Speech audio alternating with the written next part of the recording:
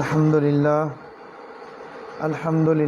نحمده ونستعینه ونستغفره ونؤمن به ونتوکل علیہ ونعوذ باللہ من شرور انفسنا ومن سیئات اعمالنا من یهده اللہ فلا مضل له ومن یضلل فلا ہادی له ونشهد ان لا الہ الا اللہ وحدہ لا شریک له ولا مشیر له ونشهد ان سیدنا وسندنا وطبیبنا وحبیبنا ومولانا محمدا عبده ورسوله اما بعد فاعوذ باللہ من الشیطان الرجیم بسم اللہ الرحمن الرحیم وَقَضَىٰ رَبُّكَ أَلَّا تَعْبُدُوا إِلَّا إِيَّاهُ وَبِالْوَالِدَيْنِ إِحْسَانًا صدق اللہ العظیم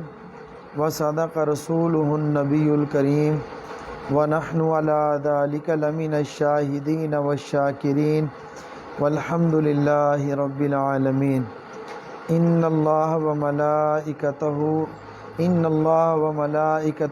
یصلون علی النبی یا ایہا الذین آمنوا صلوا علیہ وسلموا تسلیما اللہم صلی علی سیدنا و مولانا محمد وعلی آلہ و اصحابہ و ازواجہ و ذریاتہ و بارک وسلم استغفر اللہ تعالی ربی من کل ذنب و اتوب الیہ استغفر اللہ تعالی ربی من کل ذنب و اتوب الیہ استغفر اللہ تعالی ربی من کل ذنب و اتوب الیہ۔ اللہ جل جلالہ کا شکر ہے کہ اللہ رب العزت نے ہمیں اپنے گھر کے اندر بیٹھ کر اپنے دین کی بات سننے اور سنانے کی توفیق عطا فرمائی۔ آج کی اس مجلس میں جو آپ حضرات کے سامنے عرض کریں، اللہ رب العزت سے دعا ہے کہ اللہ رب العزت سب سے پہلے مجھے پھر آپ تمام حضرات کو عمل کرنے کی توفیق عطا فرمائے۔ میں نے آپ کے سامنے قرآن مجید فرقان حمید کی ایک آیت کا تھوڑا سا حصہ تلاوت کیا ہے۔ اس کے اندر اللہ رب العزت نے دو چیزیں بیان فرمائی ہیں، ایک اللہ کا حق، خالق کا حق مخلوق کے ذمے، اور ایک مخلوق میں سے مخلوق کا حق مخلوق کے ذمے۔ اگر اس کو تقسیم کیا جائے تو یوں کہا جا سکتا ہے، کچھ حقوق وہ ہیں جن کا تعلق اللہ کے ساتھ ہے، اور کچھ حقوق وہ ہیں جن کا تعلق بندے کا بندے کے ساتھ ہے۔ جس کا تعلق اللہ کے ساتھ ہو ان کو حقوق اللہ کہتے ہیں، اور جن حقوق کا تعلق بندوں کے ساتھ ہو ان کو حقوق العباد کہتے ہیں۔ اللہ رب العزت کا حق ہے اللہ رب العزت کی ذات کے بارے میں، اللہ کی صفات کے بارے میں ہم یہ عقیدہ بنائیں کہ اللہ وحدہ لا شریک ہے۔ اللہ کے ساتھ نہ اس کی ذات میں نہ اس کی صفات میں کوئی دوسرا شریک تھا، نہ ہے، نہ ہوگا۔ اللہ اکیلے ہیں ازل سے ابد تک، اور عبادت بھی اللہ ہی کی کرنی ہے۔ اور اس آیت کے اندر اللہ رب العزت نے دو چیزوں کو بیان کیا ہے۔ اللہ کا حق یہ ہے کہ اللہ کی عبادت کی جائے، اور اسی کا مفہوم لا الہ الا اللہ یہ بھی ہے۔ لا الہ الا اللہ، عبادت کے لائق کوئی نہیں ہے۔ اور اس آیت کے اندر بھی وَقَضَىٰ رَبُّكَ أَلَّا تَعْبُدُوا إِلَّا إِيَّاهُ، فرمایا کہ تیرے رب نے تجھے حکم دیا ہے۔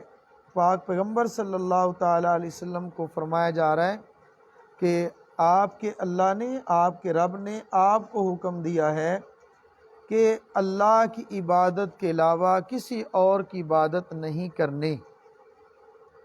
عبادت صرف اللہ کی کرنی ہے، اللہ ہی کی کرنی ہے، اور اللہ کے علاوہ کسی اور کی نہیں کرنی، یہ توحید ہے۔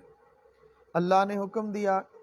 اب دیکھیے اتنا اہم مسئلہ، اتنا بڑا اور ضروری عقیدہ کہ عبادت صرف اللہ کی ہے۔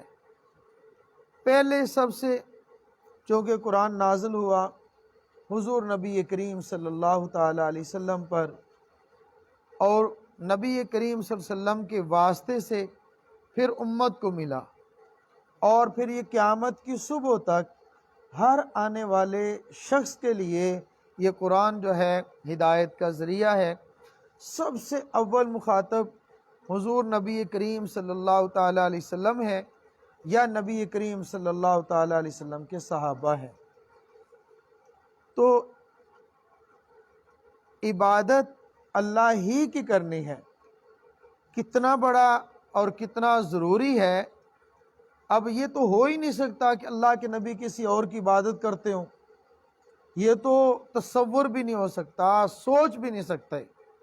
اور دوسرا یہ ہے، یہ کام اتنا بڑا ہے کہ اصل میں اللہ رب العزت نے سنایا مجھے اور آپ کو ہے، میرے اور آپ کے لیے ارشاد فرمایا گیا ہے، اور اول مخاطب چونکہ نبی کریم صلی اللہ تعالی علیہ وسلم ہے تو ان کو بھی خطاب فرمایا گیا۔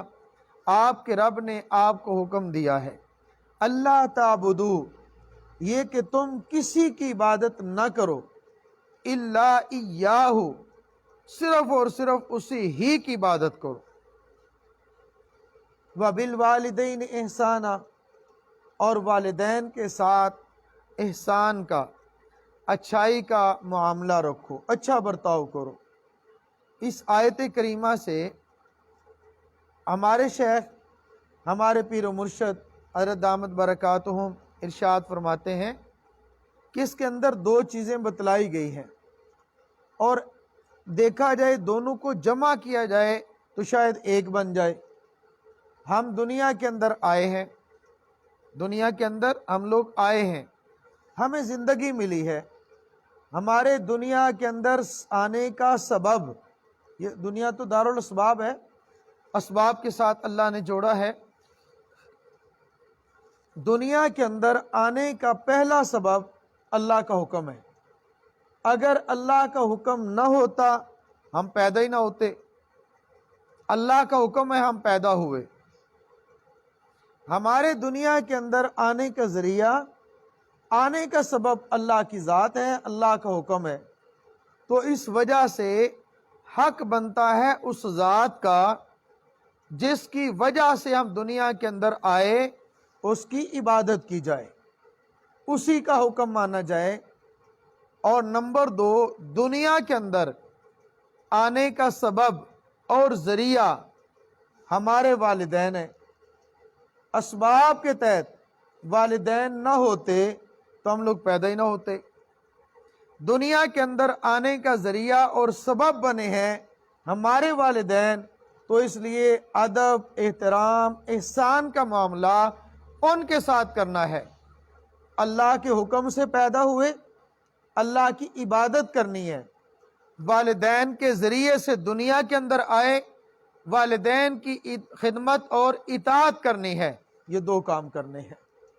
اب اگلی بات سنیں، حضرت فرماتے ہیں اس آیت کے تحت ہمیں نبی کریم صلی اللہ تعالی علیہ وسلم کا ادب سکھلایا گیا ہے، نبی کریم صلی اللہ تعالی علیہ وسلم سے محبت کا تعلق بتلایا گیا ہے، نبی کریم صلی اللہ تعالی علیہ وسلم کا ادب اور احترام اور ان کی ذات کے ساتھ احسان کرنا، یہ ہمیں سکھایا گیا ہے۔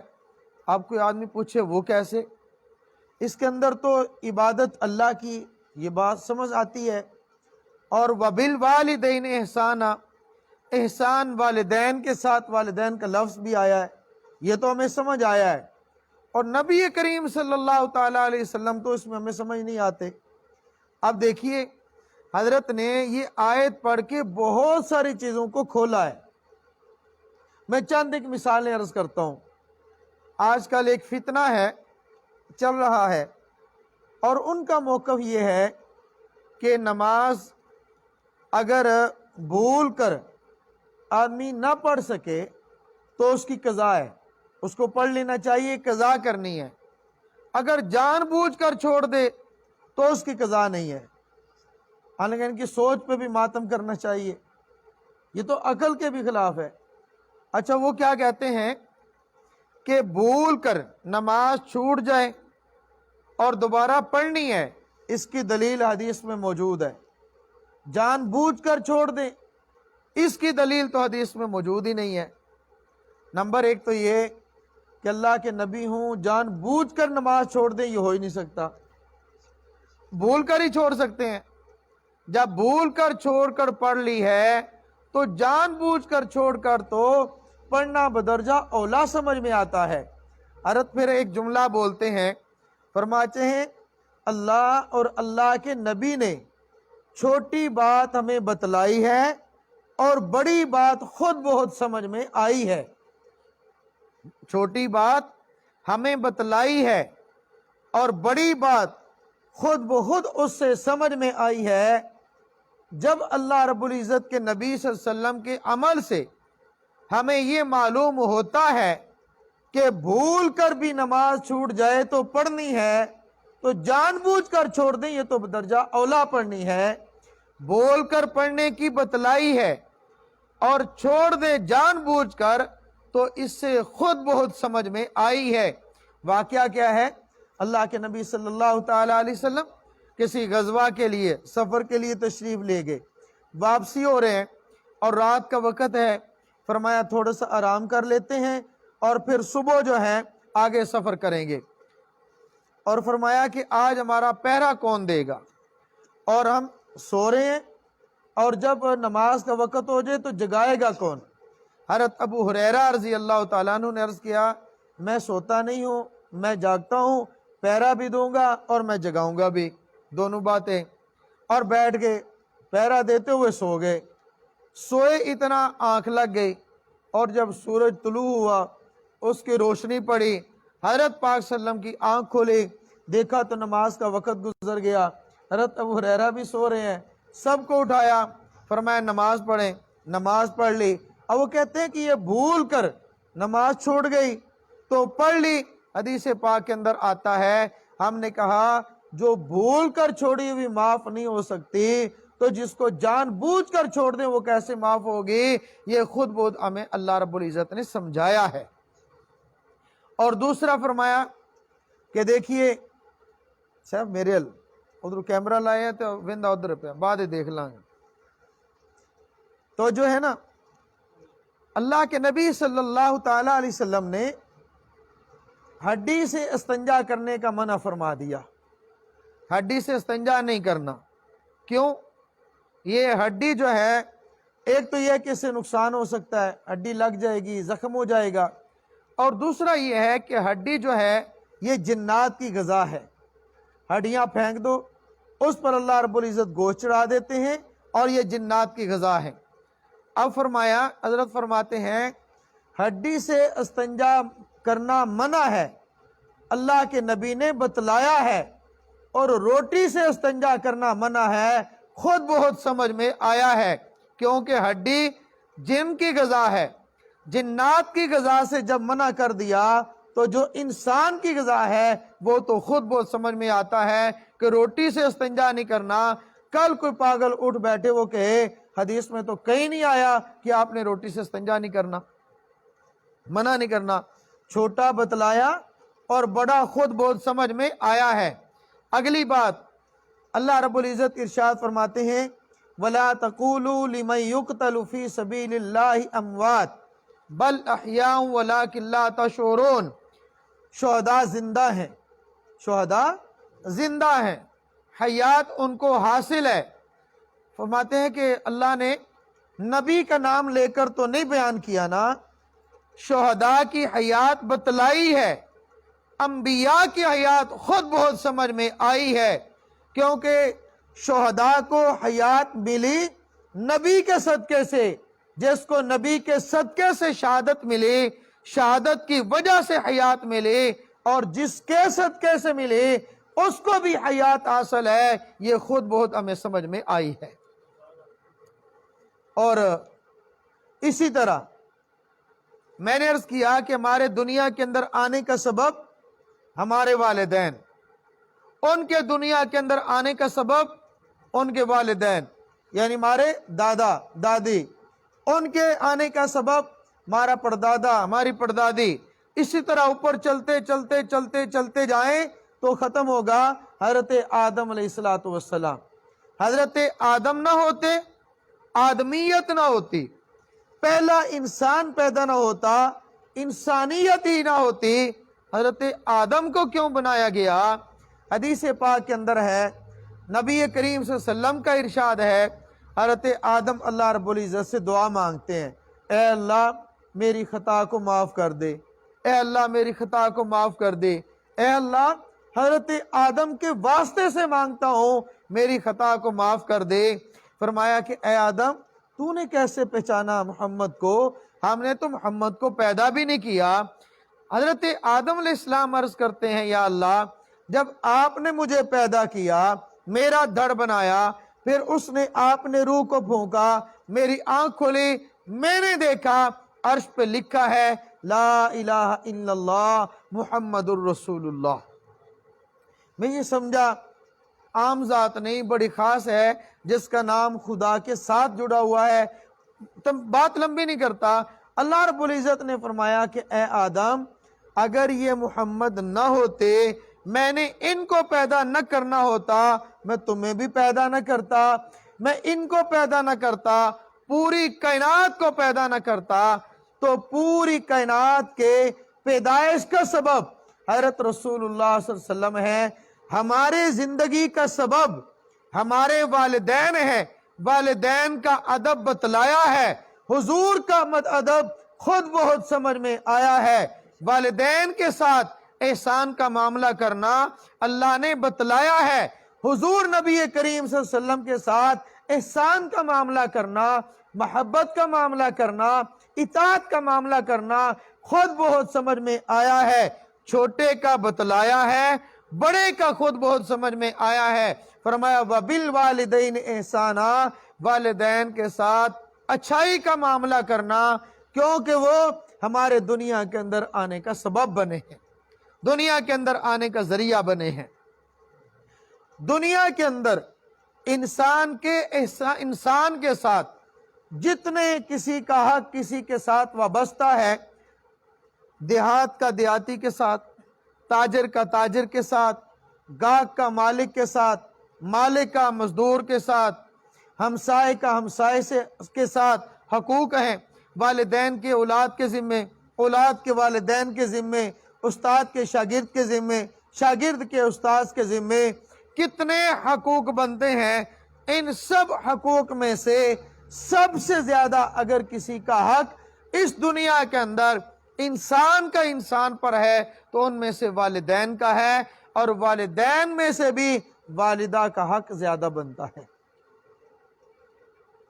اللہ کے نبی صلی اللہ تعالی علیہ وسلم نے والدین کے بہت حقوق بیان فرمائے ہیں، اور شریعت مطہرہ نے والد کا بھی حق بتلایا، والدہ کا بھی بتلایا۔ اچھا والد کا حق بھی ہے، والدہ کا بھی ہے، باقی تو حق سب کے برابر ہیں، ہو سکتے ہیں، یعنی والد اور والدہ کا، لیکن والدہ کا تھوڑا مقام زیادہ ہے، ان کا حق زیادہ ہے۔ اس کی وجہ علماء نے ایک وجہ لکھی ہے، فرمایا دیکھیے باپ کی بڑی قربانی ہے، باپ کی بڑی محنت ہے۔ حقیقت میں جتنی والدہ کی قیمت اور محنت یا ہمت ہے، ان سب سے بھی زیادہ شاید کسی مقام پر ماں سے بھی زیادہ ہمت اور طاقت باپ کی ہوتی ہے۔ یعنی ماں لقمہ دے رہی ہے، یہ لقمہ کما کے کس نے دیا؟ ماں پانی پلا رہی ہے، پانی کا انتظام باپ نے کیا ہے، سب کچھ کیا ہے۔ اچھا ایسا بھی ہو سکتا ہے بچہ پیدا ہوا، ماں فوت ہو گئی، باپ نے ماں کے لیے، اس بچے کے لیے دودھ کا انتظام کر دیا، سنبھالنے کے لیے، کھلانے پلانے کے لیے، تربیت کے لیے نوکرانی کا انتظام کر دیا۔ یا ماں ہے وہ کہتے ہیں میں دودھ نہیں پلاتی، باپ نے دودھ پلانے کے لیے دودھ کا انتظام کیا، یا کسی ایسی عورت کا انتظام کیا وہ اس کو دودھ پلا دے، یہ سارے کے سارے کام باپ کر سکتا ہے، ماں بھی کر سکتی ہے اور کر رہی ہے۔ باپ کا سایہ سر سے اٹھ جاتا ہے تو یہ سارے کام تو ماں بھی پھر کرتی ہے، بچوں کو سنبھال لیتی ہے، سارا انتظام کرتی ہے، لیکن ایک کام جو ماں کرتی ہے وہ باپ نہیں کر سکتا۔ 9 ماہ پیٹ کے اندر رکھنا اور اس پر تکلیف کو برداشت کرنا یہ صرف ماں ہی کا کام ہے، باپ یہ کام نہیں کر سکتا۔ اور پیدائش کے وقت جو درد اور تکلیف ماں سہ رہی اور برداشت کر رہی ہے وہ باپ کبھی بھی نہیں کر سکتا۔ اسی لیے تو ایک صحابی رسول صلی اللہ تعالی علیہ وسلم ہے، انہوں نے اپنی ماں کی خدمت کی، بہت زیادہ خدمت کی۔ حضرت رسول اللہ صلی اللہ علیہ وسلم سے ماں کے حقوق بھی سنتے رہتے تھے، بڑا حق ہے، بڑا حق ہے، یہ ہے وہ ہے، ساری باتیں سنی۔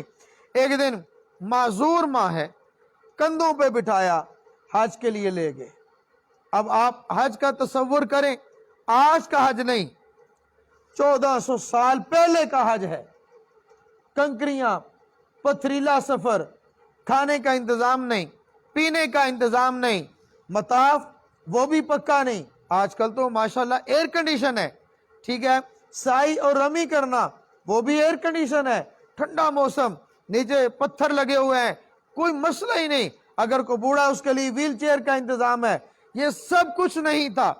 انہوں نے طواف کیا، عمرہ کر لیا، اور پھر سائی کروا لی، رمی کر لی، اور میدان کے اندر چلے گئے، میدان عرفات میں چلے گئے، مزدلفہ میں چلے گئے، قیام کر لیا۔ سارا حج مکمل کرنے کے بعد اپنی ماں کو گھر میں چھوڑا، حضور کی خدمت میں حاضر ہوئے، عرض کہ یا رسول اللہ، میں نے اپنی ماں کو پیدل حج کروایا ہے، پیدل ہی تھا، کوئی سواری نہیں، کندھوں پہ بٹھا کے، معذور ہے، کندھوں پہ بٹھایا، مکمل حج کروا لیا ہے، تو میری ماں کا حق ادا ہو گیا؟ میری ماں کا حق جو میرے ذمہ تھا ادا ہو گیا؟ اللہ کے نبی صلی اللہ علیہ وسلم ارشاد فرماتے ہیں، جس کا مفہوم یہ ہے، جب تو پیدا ہوا تھا درد ذیل لگی تھی، یعنی پیدائش کے وقت جو درد لگی تھی، ابھی تو نے اس کا بھی حق ادا نہیں کیا۔ باقی کتنے حقوق، باقی کتنی محنت، باقی کتنے کام، راتوں کا جاگنا، دن کا جاگنا، روتے ہوئے کو خوش کرنا، اس کو سلانا، کپڑا، جوتی، گرمی، سردی سب سے بچانا، پیشاب سے بچانا، گیلے جگہ سے بچانا۔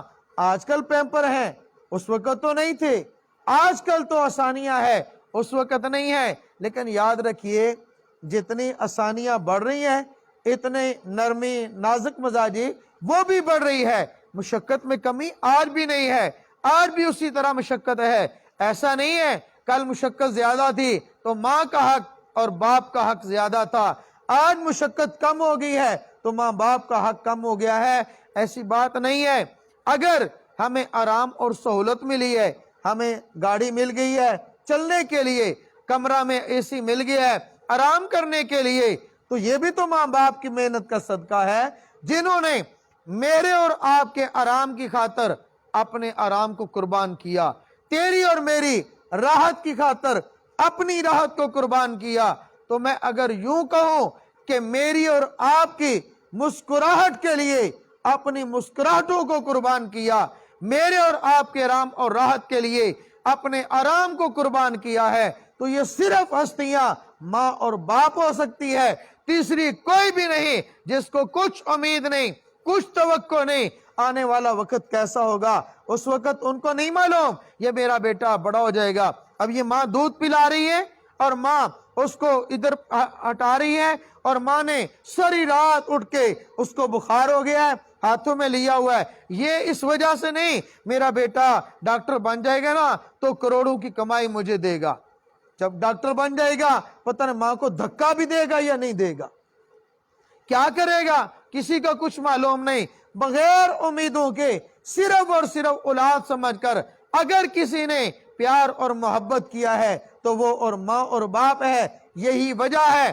حضرت پاک صلی اللہ تعالی علیہ وسلم ارشاد فرماتے ہیں، آج میری ماں ہوتی، آج میری माँ होती, मैं नमाज पढ़ रहा होता, आवाज आती मोहम्मद, मैं नमाज छोड़ देता, कह देता लब्बैक या उम्मी, ऐ मेरी माँ मैं हाजिर। ओ माँ का हुक्म तो मैं बात में भी, माँ का हुक्म न तोड़ता, नमाज तो बात में भी पढ़ लेता, माँ को मैं लब्बैक जरूर कहता। ये माँ और बाप है जिन्होंने सब कुछ कुर्बान करके आज अपनी औलाद पर निछावर कर दिया है। कितना हक बनता होगा मेरे मोहतरम अजीजों और मेरे दोस्तों। अल्लाह ने माल दिया है, मुबारक, अल्लाह ने माल दिया, मुबारक, बहुत मुबारक। आपने उस माल से एक मुलाजम रख लिया, ये भी मुबारक। लेकिन माँ और बाप, याद रखें मेरी कुछ बातें हैं मुमकिन है आपको कड़वी भी लगे। वो बाप कहता है ए मुझे पानी दो, ये बैठो वो कह देता है किसी को अब्दुल्ला अबू जी को पानी ला दो, अब्दुल्ला से मुराद मुलाजिम, खालिद जाओ अबू जी को पानी ला दो, वो दौड़ता हुआ जाता है, गिलास लेके आता है। बाप के दिल पर क्या गुजरती है मैं और आप महसूस भी नहीं कर सकते, क्योंकि बाप सिर्फ पानी नहीं मांगता, अपने बेटे के हाथ से पीना चाहता है। बाप पानी तो पीना चाहता है लेकिन बेटे के हाथ से पीना चाहता है। माँ खिदमत तो चाहती है लेकिन बेटे के हाथ से चाहती है। वो ये नहीं चाहती कि मुलाजिम के हाथ से, मुलाजमा के हाथ से मुझे कपड़े बदल दिए जाएं। वो और बाप, मैं कभी कहा करता हूं अपने अजीजों को, अपने दोस्तों को भी, आपसे भी कहता हूं, मैं विलायत का मुनकर नहीं हूं। याद रखना हम लोग तो विलायत के मानने वाले हैं, औलिया को मानने वाले हैं, औलिया की विलायत को मानने वाले हैं। हम जहां दर बदर पर घूमते और फिरते हैं किसी वली की तलाश में कि दुआ करा लें, दुआ करा लें, 2000 रुपया देकर, कपड़ों का एक सूट देकर, थोड़ा सा हदिया देकर हरत मेरे लिए दुआ फरमा दें। कभी बगैर हदिया देकर अपने माँ बाप से भी कह दो ऐ मेरी अम्मा मेरे लिए दुआ कर देना, अब्बा जी दुआ कर देना। ये याद रखें माँ के पाँव में जन्नत है, माँ के पाँव में जन्नत है और बाप जन्नत का दरवाजा है। माँ और बाप जन्नत में जाएंगे, दरवाजा खोल के जाएंगे। बाप को राजी कर लिया दरवाजा खुल जाएगा, माँ को राजी कर लिया जन्नत मिल जाएगी। दुनिया में अगर किसी को कोई ये चाहता हो, तमन्ना हो कि मैं हर वक्त खुश हो जाऊं, राजी हो जाऊं, मेरे दिल में सुकून आ जाए, तो ये कैसे हो सकता है? कह देते हैं माल मौजूद है, मुर्सफ गाड़ी मौजूद है, मैंने नया मकान भी ले लिया है, नींद नहीं आती, नींद नहीं आती। नया मकान ले लिया, नई गाड़ी ले ली, वालिदैन को पुराने में धकेल दिया, तो इस मकान में सुकून आ जाएगा, इस मकान में सुकून आ जाएगा, इस गाड़ी में सुकून आ जाएगा। और जिसकी वजह से मिला है आज उसको सुकून नहीं है, तो जिसको मिला उसको सुकून कैसे आएगा, उसको राहत कैसे आएगी?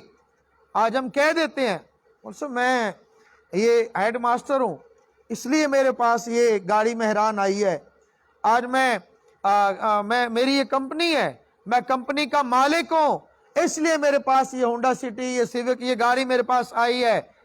इसमें किसी का क्या कमाल है? ओ अल्लाह के बंदे, अगर वो रातों को दिन को मेहनत करके तुझे पढ़ाते और लिखाते ना, तुझे तो कोई नौकर भी ना रखता। आज अगर मिला है सब कुछ उनकी दुआओं से और मेहनत से मिला है, आज कहते हैं इसमें मेरा कमाल है। मेरा कमाल नहीं है, इसमें वालिदैन की दुआओं का नतीजा है और वालिदैन की मेहनत का नतीजा है। अगर वो मेहनत ना करते, अगर वो मुशक्कत ना करते, आप देखें तो सही, आज इस गए गुजरे दौर में सारा दिन रेड़ी कमा के, सारा दिन ईंटें उठा के, गारा बना के, तपती धूप में ये रोड़ी कोट के, मेहनत करके शाम को रोटी कमाकर बच्चे के मुंह में डालकर कहता है आज मुझे सुकून मिल गया है, मेरे बेटे ने खाना खा लिया है। वो कहता तूने मेरे लिए किया क्या है? मेरे लिए किया क्या है?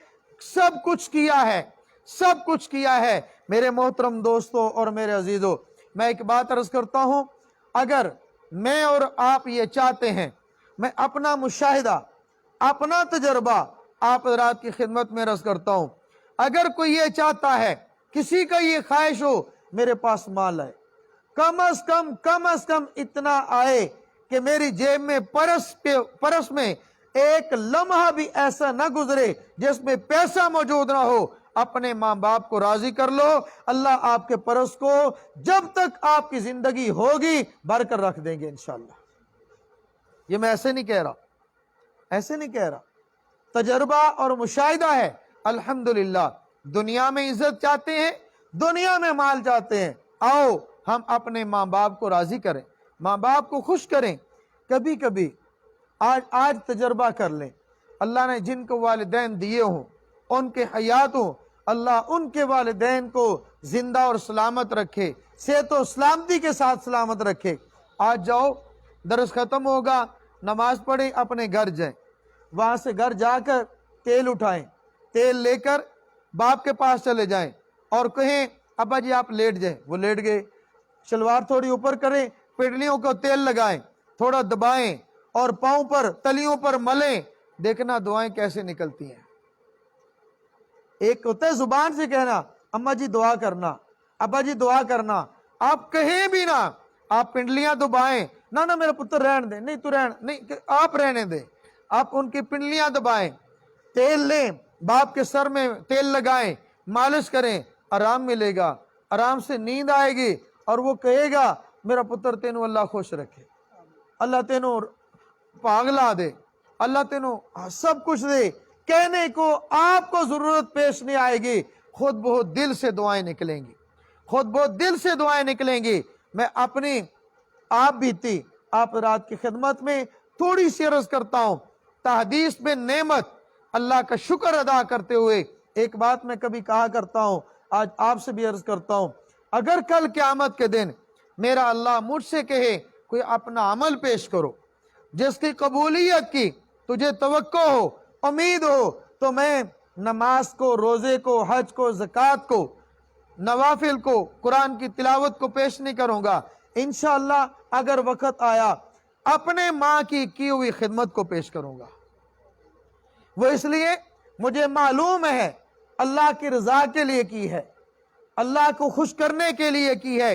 आज मैं आपके सामने बैठा, अगर दो जुमले बोल रहा हूं, मैं आपके सामने बैठा, अगर कुछ बात कह रहा हूं, मैं ये समझता हूं इसमें सिर्फ और सिर्फ मेरी दुआओं का असर है, मेरी माँ की दुआओं का असर है। मेरी माँ ने दुआएं दी हैं, 2.5 साल तक, 2.5 साल पूरे मैंने अपनी माँ के कपड़े खुद तब्दील किए हैं, कपड़े धोए खुद हैं, अपने हाथों से बदले भी खुद हैं, धोए भी खुद हैं, इस्तंजा भी खुद करवाया है। आखिरी उम्र में बीमार हुए, इस्तंजा भी करवाया, पेशाब धोया है, पेशाब को उसमें दाबड़े में उठाकर सर पे रखकर बाहर भी फेंका है, ये खुद किया है। ये उस वक्त की माँ की दुआएं लगी हुई हैं। इंशाअल्लाह कल क़यामत के दिन भी अल्लाह रब्बुल इज्जत माँ की दुआ से बेड़ा पार फरमा देंगे इंशाअल्लाह। मैं आपसे भी गुजारिश करूंगा, ये बहुत कीमती सरमाया है, जिनके वालिदैन हयात हैं उनकी खिदमत कर लें, उनकी इताअत कर लें। आज कितना अजीब दौर है, यानी जैसे जैसे बड़े होते हैं ना, जवान होते हैं, बचपन में बच्चे आपस में लड़ते हैं, किस पर, एक इधर खींचता है ये मेरी अम्मा है, दूसरा कहते हैं नहीं मेरी अम्मी है, मेरी अम्मी है, मेरी अम्मी है। और जब बड़े हो जाते हैं फिर भी लड़ते हैं, फिर क्या कहते हैं ये तेरी माँ है, वो कहते तेरी माँ है, वो कहते तेरी माँ है, तू अपने घर में ले जा, वो कहते तू अपने घर में रख ले, मैंने इतना किया तूने। छोटे भी थे तो लड़ते थे, बड़े हो गए तब भी लड़ रहे हैं, लेकिन लड़ाई में फर्क है। छोटे थे तो कहते थे ये मेरी माँ है, दोनों आपस में खींचते थे, अब बड़े हो गए धक्का दे के कहते हैं ये तेरी माँ है। कितना फर्क है। एक बाप है, वो जब छोटे थे 8 बच्चों को उसने संभाल लिया था, आज ये जवान हो गए, वो बूढ़ा हो गया। बूढ़ा तो बच्चा बराबर होता है ना, क्या कहते हैं, बूढ़ा और बच्चा बराबर हो गया। कैसे बराबर हो गया? वो बूढ़ा, वो था बूढ़ा, आप बच्चे थे, हम बच्चे थे। एक बाप ने 8 बच्चों को संभाल लिया है, लेकिन जब ये बड़े हुए, वो बच्चा हुआ, 8 मिलके भी उसको नहीं संभाल सकते। 8 बच्चे, एक बाप, 8 से नहीं संभाला जा रहा है। हमसाए के घर में धक्के खा रहा है, हमसाए उसको पानी पिला रहे हैं, खिदमत कर रहे हैं। मेरे दोस्तों, قدر کر لیں اپنے ماں باپ کا. اگر دنیا سے چلے گئے، ماں چلی گئی، باپ چلا گیا یا دونوں چلے گئے، اب بھی راضی کیا جا سکتا ہے، معافی بھی مانگتے رہیں اور ان کے لیے دعائیں مغفرت بھی کرتے رہیں اور ان کے لیے ایصال ثواب بھی کرتے رہیں. 3 کام کر لیں. اور ایک اس سے بھی زیادہ ضروری جس کا ہم لوگ لحاظ نہیں رکھتے، ہم لوگ خیال نہیں رکھتے. باپ فوت ہوتا ہے یا ماں فوت ہوتی ہے، اللہ نے مال دیا ہے، چلو بھائی آج تریجا، آج 7واں، آج 10واں، دیگیں پک جاتی ہیں، 20 دیگیں پک گئیں، 25 پک گئیں، سب کو کھلا لیا، راضی کر لیا. ابا جی کی نمازیں کتنی قضا تھیں پتہ ہی نہیں، ابا جی کے روزے کتنے رہ گئے تھے پتہ ہی نہیں. بھئی پتہ کریں، اگر روزے قضا تھے ان کا فدیہ دیں، ان کی طرف سے فدیہ دیں. نمازیں قضا ہوئی، نمازیں قضاؤں کا حساب کر کے ان کا فدیہ دیں. اگر حج فرض تھا، حج نہیں کر سکے تھے، اس کا حج بدل کروائیں. زکوٰۃ ان کے ذمہ فرض تھی، ان کی طرف سے زکوٰۃ کی ادائیگی کریں تاکہ ان کے جو فرائض باقی تھے آپ ان کی طرف سے ادا کر دیں گے اور ان کی جان چھوٹ جائے گی. ان کو اللہ رب العزت رخصت عطا فرما دے گا، مغفرت فرما دے گا. آج ہم لاکھوں روپیہ خرچ تو کر لیتے ہیں لیکن نمازوں کا حساب نہیں کرتے، روزے کا حساب نہیں کرتے، زکوٰۃ کا حساب نہیں کرتے، حج کا حساب نہیں کرتے. میں آپ تمام دوستوں سے بھی گزارش کروں گا کہ ان چیزوں کا ضرور خیال رکھنا چاہیے. اللہ تعالیٰ مجھے اور آپ کو، والدین حیات ہیں تو ان کا احترام، ان کی خدمت کرنے کی توفیق عطا فرمائے، ان کی اطاعت کر کے ان کو راضی کرنے کی توفیق عطا فرمائے. اور اللہ اپنی عبادت، ہم عبادت کریں، اللہ رب العزت عبادت کر کے ہمیں اللہ کو راضی کرنے کی توفیق عطا فرما دے. وآخر دعوانا ان الحمدللہ رب العالمین. درود شریف پڑھ لیں.